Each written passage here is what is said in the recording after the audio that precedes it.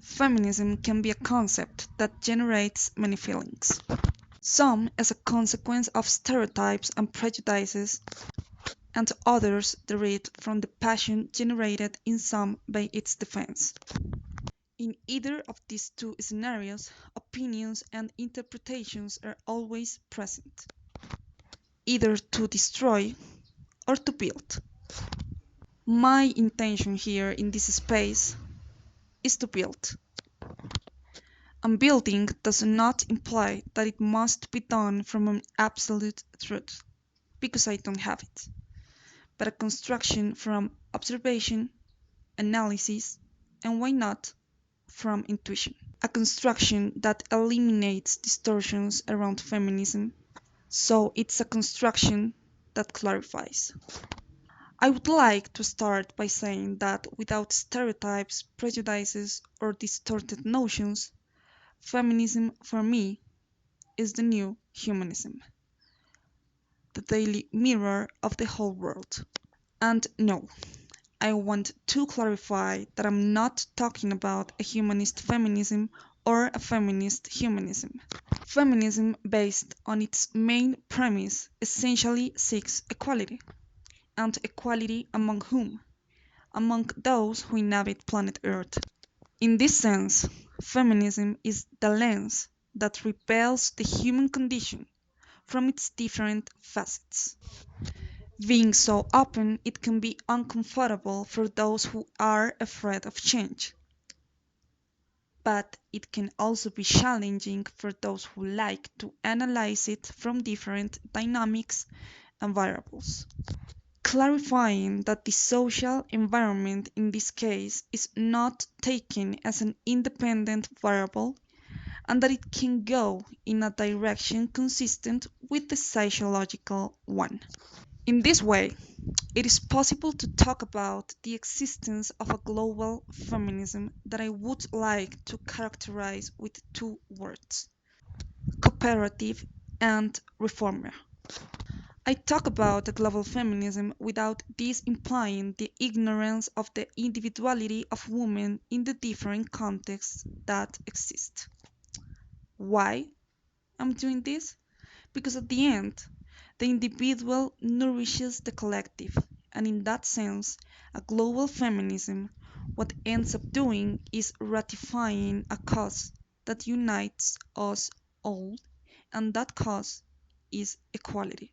So, this is how it can be said that feminism is a consciousness, a way of transcending relations and a form of collective evolution. As it is observed, feminism is not a concept that lends itself to semantic nebulae. What may vary is the way of studying it, but this does not detract from its true essence, that is, equality. Now, considering the individuality of which I spoke a few minutes ago, feminism could well be analyzed from a geographical perspective, identifying those social, cultural, political, and economic characteristics that surround each place. In other words, people could be talking about an American, African, Asian, European, and Oceanic feminism. However, the result remains the same: the search for equality, which is the reason that globalism is attributed to feminism based on the recognition of the diversity of women all around the globe. In America, debates around abortion have grown and revolved around to whom belongs the woman's body and the fact that in order for women to fully exercise their rights, they must be able to freely exercise their reproductive rights. Likewise, it advocates for an increase in political participation and a distancing from the male chauvinist culture, which does not imply the discrediting of men. It is a continent that does not remain in the demand for civil rights and formal equality, but includes a perspective that understands the body of woman as a territory of dispute. The abortion debate has become so holistic that the moment when the soul enters the body and the moment when it is officially considered to be alive is part of the considerations. In Asia, the fight has focused on the workplace where male chauvinist practices still persist, such as, for example, the requirement of women to be less than 35 years old or be more than 1 and 65 centimeters. Likewise, there are some etiquette rules traditionally defined in some countries that what they do is to reinforce stereotypes that are seek to be eliminated, such as that of men in suits and women in skirts and heels. However, in other countries, such as Japan, feminism is already an academic discipline.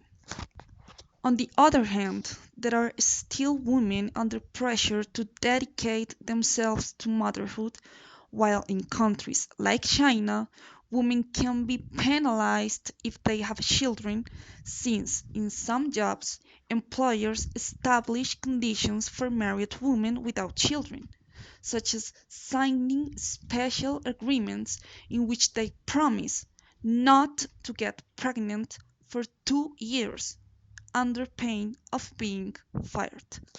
Likewise, there is a return to traditional roles, and some employers are reluctant to cover the expenses related to maternity topics. In this sense, for some women, not having children or not getting married is a way of rebelling against the laws that mostly benefit men.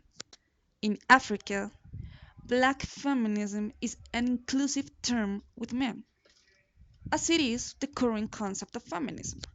In addition, the concept of African womanism addresses topics such as poverty, problems with the husband's family, pressure of old women on young women, polygamy, and the religious fundamentalism of Islam. Furthermore, there is another concept that is Stewanism that traduces social transformation, including women in Africa, where women have no rivalry with men, women do not reject their biological roles, and motherhood is seen as a power for African women, and there is an emphasis on the economic independence of women. Other positions, such as motherism, addresses the rediscovery of the sense of the mother as the matrix for all existence. The environment must be defended, and women are understood as extensions of Mother Earth that can promote the return to the maternal essence. And negofeminism is another concept that is used as an opposition to extremist feminism in Africa. In Europe, there is a search for political emancipation as well as the abandonment of passive tactics by the suffragette groups. Authors like Simone de Beauvoir once pointed out that what we understand by woman is a cultural product that has been socially constructed. It is a continent in which the sexual stereotype of woman is contrasted, and it is argued that it is the social structure what causes inequalities between men and women. That debate, in this sense, is based on the motto that what is personal is political in the sexual and reproductive rights considerations. Now, in some countries, such as Spain, there is a focus on social demands, such as the right to education or work, than on demands for political equality. In terms of marriage, the married woman didn't have personal or work autonomy, nor did she have economic independence, and she was not the owner of the income she generated from her work, since she needed the husband's authorization. Furthermore, in the penal code of some European countries, disobedience to the husband or verbal abuse were enough reason for women to be imprisoned, and the subordination of women was justified under an alleged genetic inferiority. In Oceania, the focus has been on the protection of migrant women, who are more vulnerable and are subjected to violence within communities due to their language management. In consequence, employment rates are lower, and there is a systematic exclusion of migrant women from work, so much that they turn out to be invisible. In some places, there are recommendations from health professionals for women with disabilities to practice hysterectomies so that they do not have to continue managing their menstrual cycles. In other words, there is a denial of sexual and reproductive rights to women with disabilities, and they are subjected to sterilization processes without their consent. In that sense, their body does not belong to them.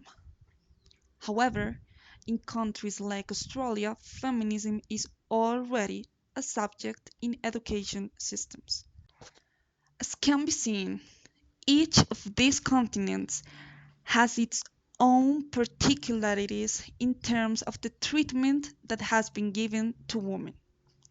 In a word, the situation of each continent regarding women's rights could be summarized as follows: America as progressive, Africa as conciliatory, Asia as conventional, Europe as paternalistic, and Oceania as transformative.